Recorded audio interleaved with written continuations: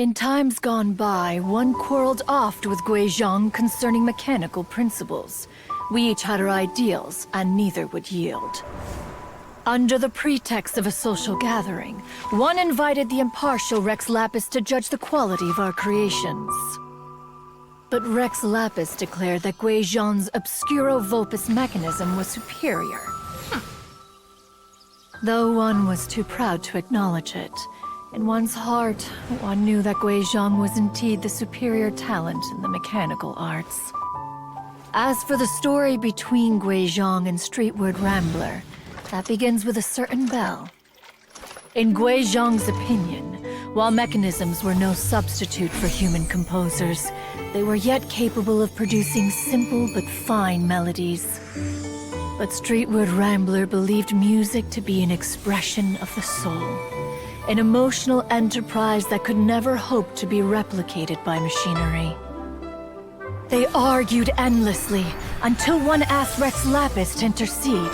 He confiscated the bell and designated it for ceremonial use. Thereafter, one would often find them convening in the mountains, discussing music, mechanics, and all the affairs of the mortal world. But these good times were not to last.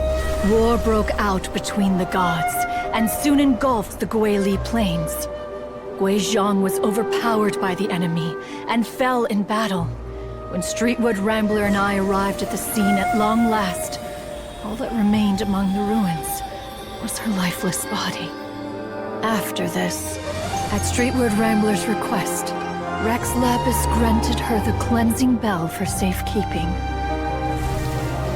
To honor our friend's memory, one made a few finishing touches to her ballistic device.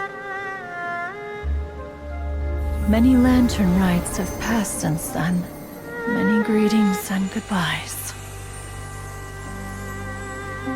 Upon what do you gaze? The Guili Plains? No. It's everything.